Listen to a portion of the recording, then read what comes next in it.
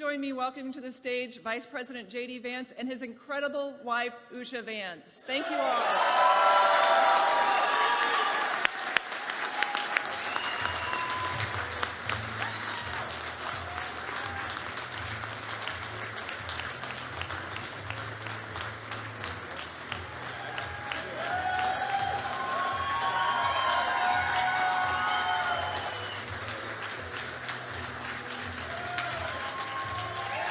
Hey, guys.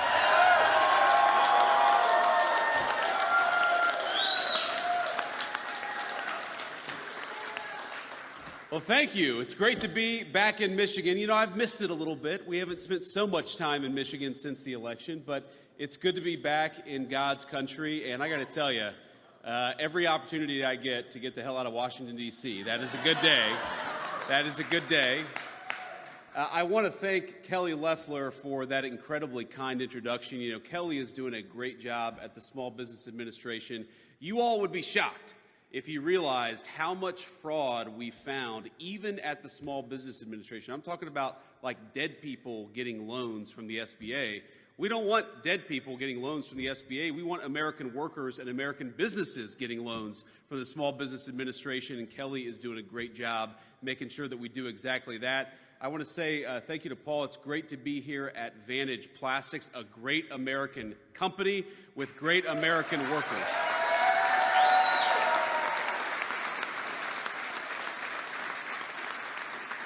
So thank you to Paul Altman, and thank you to the entire team here at Vantage Plastics.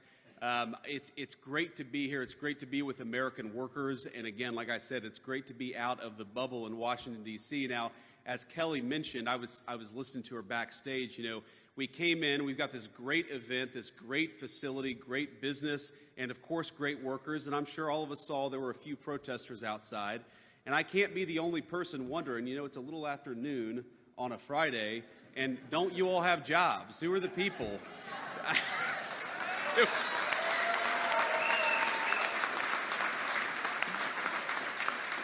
And I think that's one of the reasons why we've got to rebuild American manufacturing and support great companies like Vantage Plastics, because we want those people to get off the streets and back to work. It'd be good for them, and it'd be good for everybody else, too.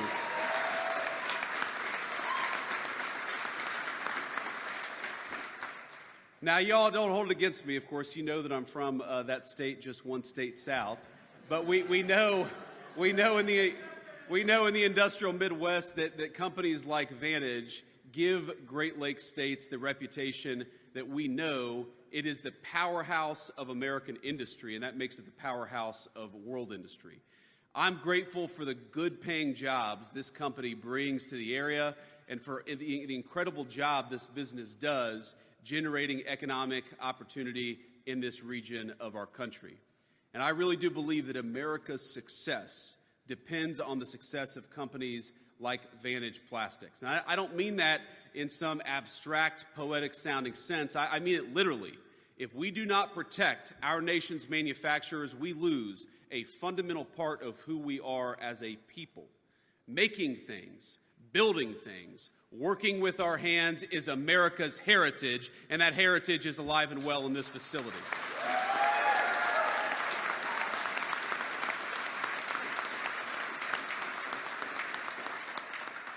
Now, our frontier spirit would have done us little good in conquering the continent if we couldn't manufacture the railway track, the steamboats, the dynamite, and everything else needed to do so. American industry, American workers famously won the Second World War. American industry took us to the moon. It enabled the Silicon Revolution that created the most precise and sophisticated jobs imaginable in any field, demanding mechanical expertise on the scale of nanometers, which is so small you can't even see it. But over the years, I hate to say, we have squandered that heritage in the United States of America. Not in Vantage Plastics, thank God, but all across our country. Between the 1990s and the election of Donald Trump the first time back in 2016, this country lost 5 million good manufacturing jobs. And we saw over 90,000 American factories, great American factories, shut their doors. And as I know I don't have to tell anyone here today, when we lose the ability to make our own stuff, we abandon a way of life, one that has sustained towns like Bay Cities and countless other communities from Middletown, Ohio, to a ton of communities all across the Midwest. Being able to make things is good because it creates self-sufficiency as a nation, and it creates self-sufficiency in our people.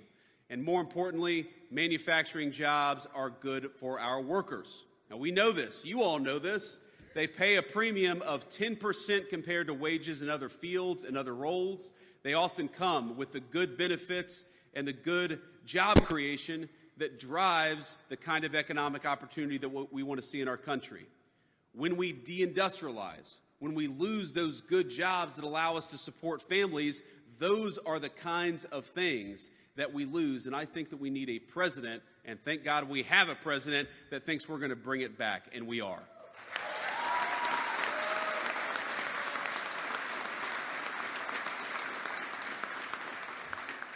So I've got some bad news and I've got some good news. Do we want to hear the bad news first or the good news first? Okay, that's good. You all said bad news, and that's good, because if you had said good news, that would have totally screwed up the flow of this speech. I got to start with the bad news a little bit, then we talk about the good news. But here's the simple truth. The very simple truth is that, unfortunately, the last administration left us with a terrible economy. They left us with sky-high prices. They left us with home values that had doubled in just 4 short years, meaning a lot of American families couldn't afford to buy or to rent a home. They left us with a historic debt crisis. Did you know that in the history of the United States of America, we have never had deficits and debt so high as we had under Joe Biden's leadership? And what did all that peacetime debt and deficit, what did all that spending, what did all that waste and fraud get us?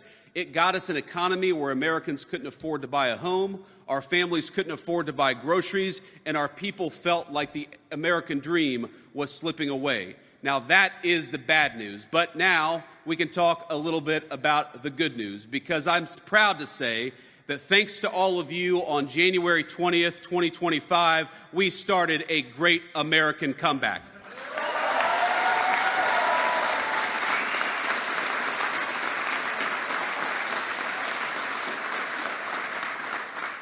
Last November, America re-elected a president with a simple goal: to power our nation's industrial comeback and once again make the U.S. the world's manufacturing superpower, and that is exactly what President Trump has sought out to do.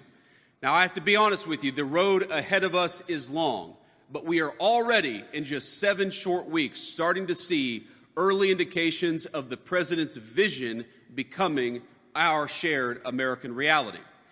This February, the president's first full month in office, America gained 10,000 American manufacturing jobs. Now, compare that to last year, when under the Biden administration, we were losing an average of about 10,000 manufacturing jobs per month. That's over 100,000 jobs in manufacturing lost in a single year under Joe Biden.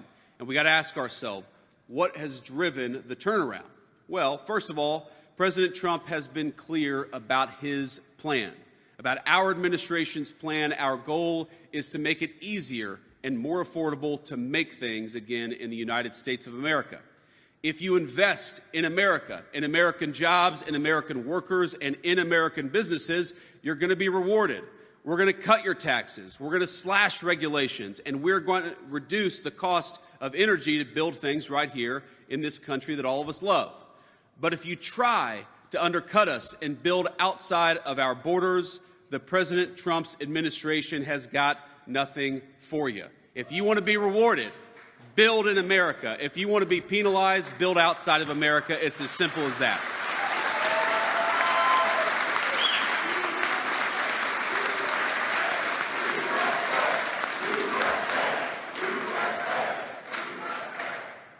So, if you've gotten rich the last few decades by ripping off U.S. companies and preying on American workers, well, the president is simply telling you the jig is up. If you want to manufacture in China, which has the worst and most punitive economic policies towards us anywhere in the world, then you are going to have to pay the consequences. And what we're seeing already is that the world is starting to listen. They appreciate that we're in a new era in the United States. So as a result, we're nearing $2 trillion in new investments announced just since President Trump took office. That's not bad. In 7 weeks, $2 trillion.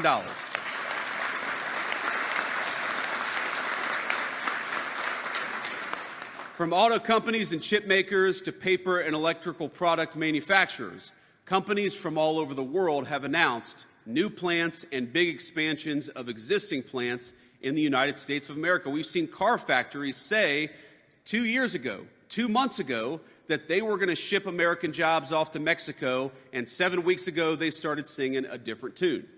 Now, part of our comeback means unleashing America's energy and making it cheaper and making it more affordable for American businesses and workers to do what they need to do. So, day one in office, President Trump ended the Green New scam and ended Biden's war on American energy.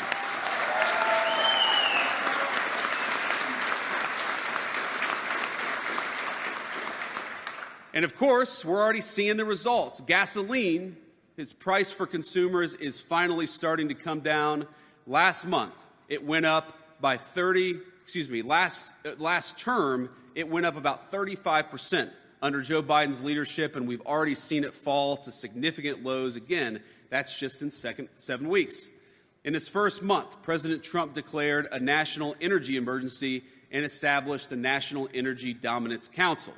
He's reopened 625 million acres offshore for drilling and ended Biden's disastrous ban on liquefied natural gas exports, which risks ending 90,000 American jobs and costing $250 billion for our country over the long run. It's over. We stopped it.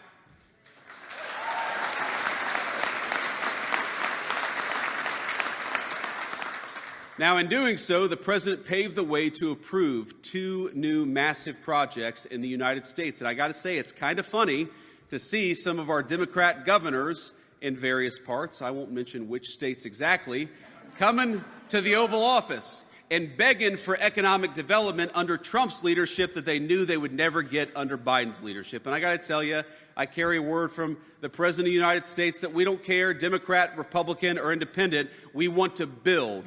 Build, baby, build. That is the slogan, and that is the motto of the Trump administration, and that's exactly what we're going to do.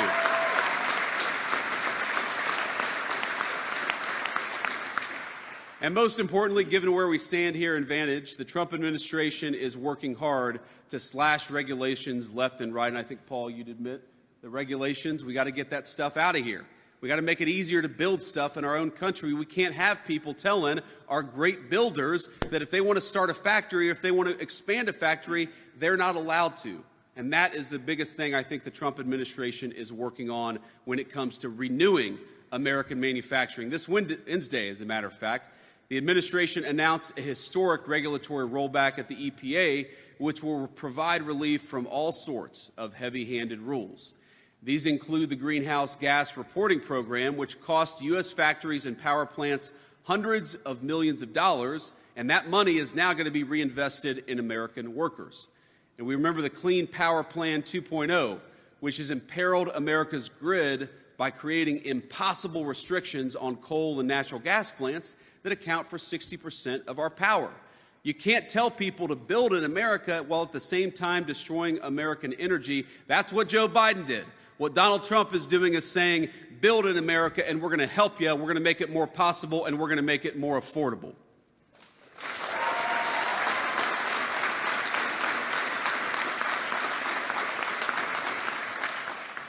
But, I think it's really simple here, and I have to say, I'm thrilled, of course, to have everybody here, thrilled to have Paul hosting us, but I'm especially thrilled to have my lovely wife here behind me, and I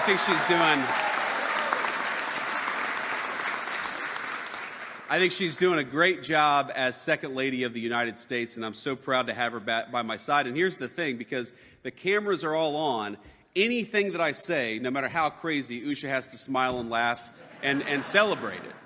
So I'm going to be good, though, honey. I'm going to keep to the script here. But I think that what we're really after here, and you see so many people attacking the president's economic programs and attacking the progress that we've made over the past 7 weeks. You hear people saying, well, how dare Donald Trump imposed tariffs on foreign countries that have been taking advantage of us for 40 years? And the answer is that unless you're willing to use American power to fight back against what those countries have been doing for a generation, you are never going to rebuild American manufacturing, and you're never going to support the American worker.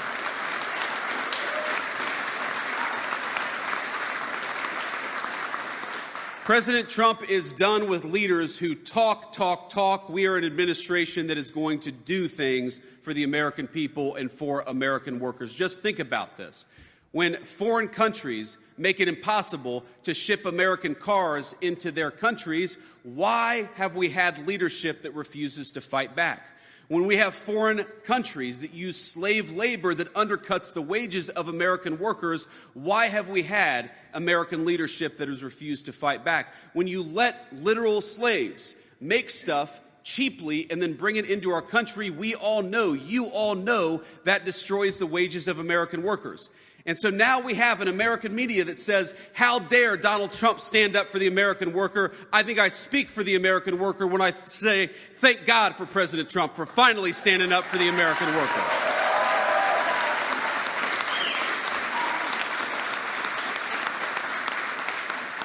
Enough is enough. For 40 years, the people of this country, the businesses, the workers, everybody have been neglected, they have been ignored, and they have had a leadership that refuses to stand up for them. And that changed just 7 short weeks ago. And that basic change, that basic idea that the purpose of the American presidency is to fight for the American people, will guide our policy for the next 4 years. And I have to say, yes, this is not always easy, and it doesn't happen overnight. We came into office, again, with the largest peacetime deficits in American history, $2 trillion. We've never seen deficits like that ever, and certainly not outside of a time of war. And we ought to ask ourselves, what did Joe Biden buy with all of our borrowed money? And the answer is not a damn thing. So we have got to take this country in a different direction, and that is what President Trump's economic policies aim to do. We are done selling out the American worker. We are done overregulating American businesses. We're going to be guided by a very simple principle. Build in this country, we cut your taxes, we reduce your regulation, we reduce your energy costs. Build in this country, make American manufacturing great again, and we are going to fight for you, and the president will too.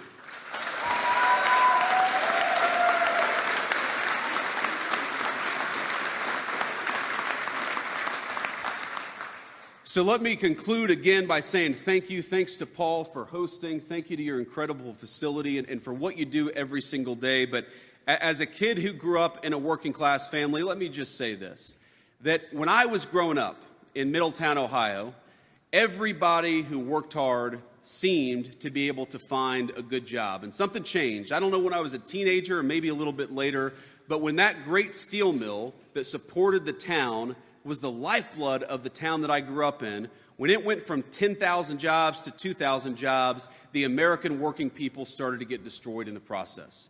We can't keep doing that. We can't keep running the same exact playbook over and over again, expecting different results. We've got to run a different playbook. And 7 weeks ago, President Trump started to run that different playbook. We are not going to borrow from future generations to buy stuff that the communist Chinese make for us. We are not going to put people on welfare instead of giving them good middle-class American jobs. We are not going to drive housing through the roof. We're going to make it affordable again to afford an American home. That is what we're trying to do. And yes, my friends, it's not going to happen overnight. We're not going to be able to fix everything that Joe Biden broke. But I think after 7 weeks, the progress is pretty good. Egg prices are lower than they were when we took office. That's good. We got gasoline is much lower than it was when we took office. We've got inflation at the lowest level that we've seen in many years for the American people. So we're making very, very good progress. But we know that 7 weeks is not enough. What we need to really rebuild American manufacturing, to really invest in the American worker, is not just 7 weeks of solid progress. It is 4 years of President Trump fighting for the American people every single day.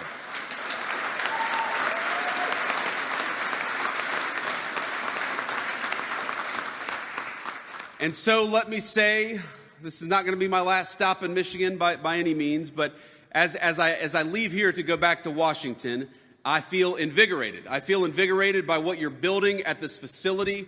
I feel invigorated by the incredible opportunities that this plant, this facility provides to American workers. I feel invigorated by the fact that you guys are dedicated to your communities, that you're working hard every single day, you're playing by the rules, and you're providing a good life for your families. And I feel invigorated that we finally have a president who is turning his back on 40 years of failed policy in Washington, D.C., and is getting back to investing in and fighting for the American worker. God bless you guys. Thank you all. Thank you for having me.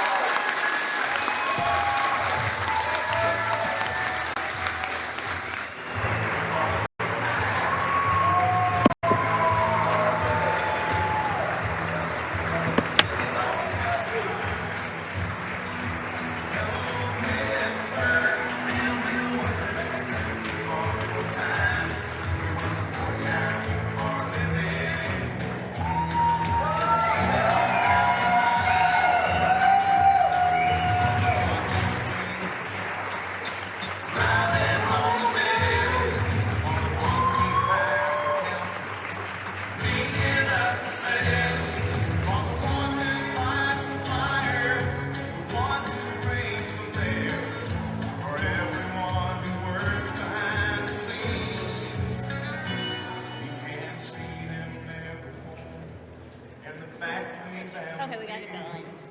And the city streets are quiet. Nope, we're going right back to the motorcade.